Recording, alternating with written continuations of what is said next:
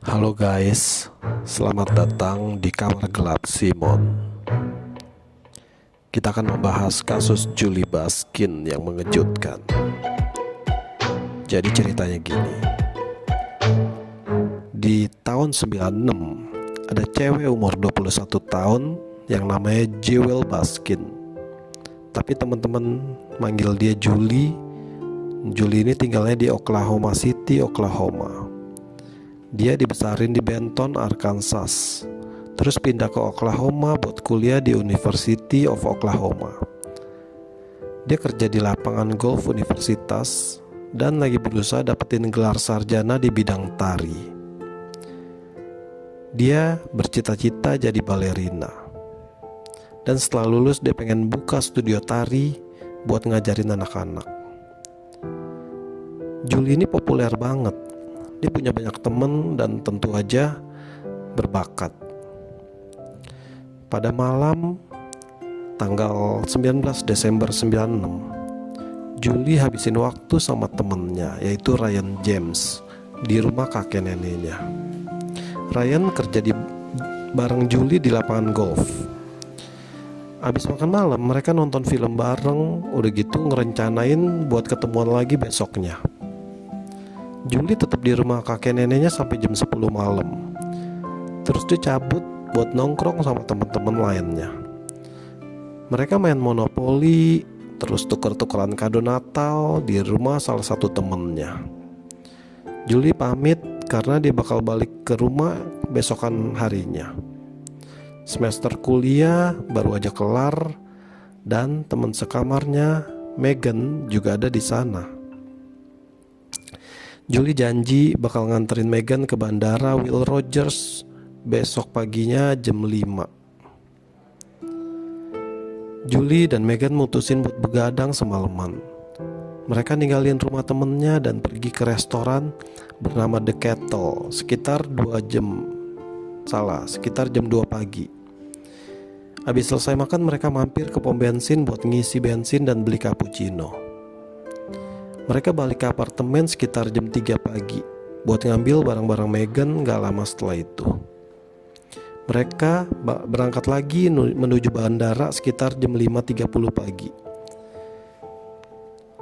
Butuh sekitar 30 menit buat sampai ke sana. Julie nganterin Megan dan Megan ngelihat Julie pergi dari bandara.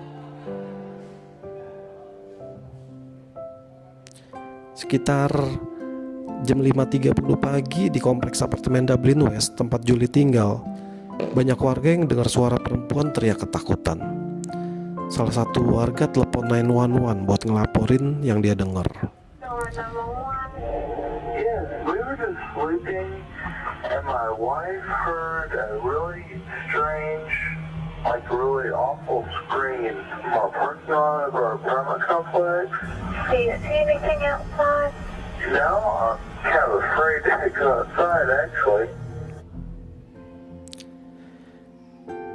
Beberapa jam kemudian, Ryan James datang ke apartemen Julie buat ketemuan sesuai janji makan siang mereka.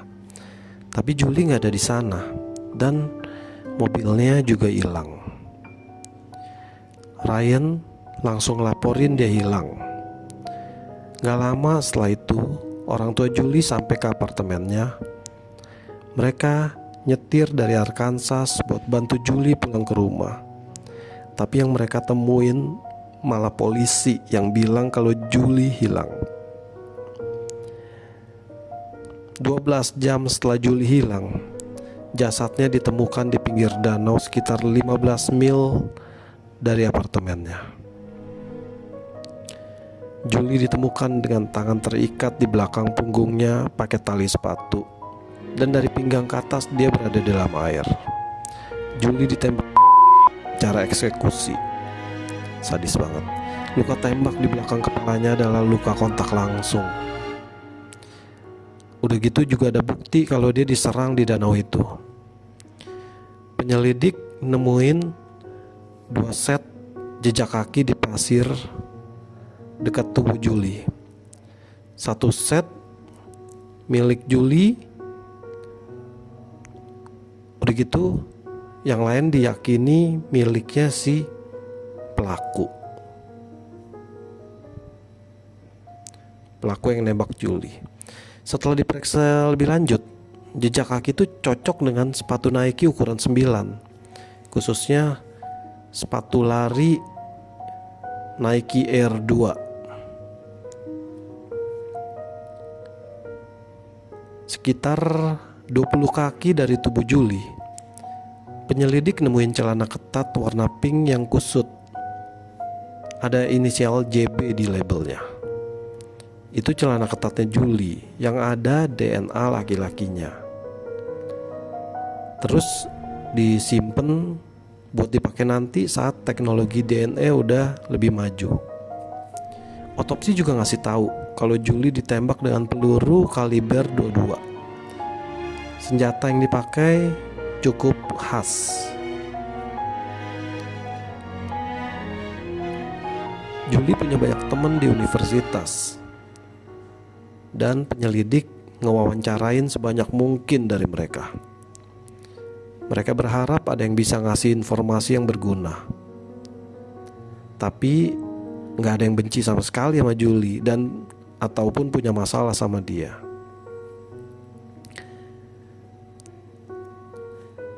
Apartemen Julie juga dalam kondisi yang rapi, gak ada tanda-tanda perkelahian. Mobil Julie ditemukan di kompleks apartemen cuma 1 blok dari tempat dia tinggal.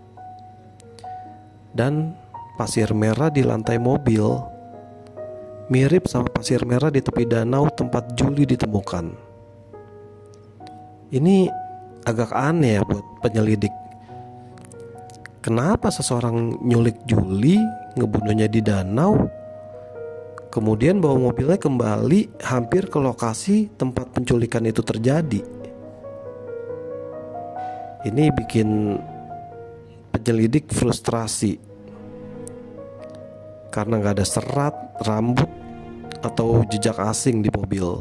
Juga gak ada tanda-tanda perkelahian. Telepon Julie juga hilang. Penyelidik mendapatkan catatan panggilan teleponnya buat ngelihat apakah bisa berguna. Catatan menunjukkan ada seseorang melakukan 2 panggilan setelah Julie udah gak hidup. 1 buat ramalan cuaca, dan yang lain ke nomor yang gak berfungsi saat itu. Meskipun ada petunjuk dan hadiah sebesar $70.000, gak ada terobosan yang berarti. Dan kasusnya ini pun mandek untuk sementara waktu. Lalu sebulan kemudian ada seorang pria yang nelpon polisi. Dia bilang pada malam hari saat Julie diculik, dia ngelihat mobil seperti punya Julie berhenti di depannya dan hampir tabrakan. Dekat danau, saksi ini ngikutin mobil Julie sekitar 5 mil karena dia pengen ngehadang si pengemudi. Pengemudi ini terus-terusan ngeliatin saksi melalui kaca spion dan akhirnya kabur. Saksi sempat ngeliat sekilas wajah si pengemudi dan kemudian diminta buat ngegambarin wajahnya kayak penyelidik. Ini adalah sketsa yang dibuat dari pengemudi itu. Pria muda yang mengemudikan mobil Julie menjauh dari danau. Dia mungkin seorang mahasiswa. Kemungkinan besar keturunan Hispanik dengan rambut hitam panjang dan tubuh berotot. Sketsa ini disebar terus-terusan sama media lokal di Oklahoma, tapi gak ada orang yang ngenalinnya. Kasus ini pun jadi dingin selama 4,5 tahun. Polisi kemudian terima surat dari seorang tahanan wanita di penjara Oklahoma County. Dia bilang kalau kenalannya mungkin yang bertanggung jawab atas kematian Julie.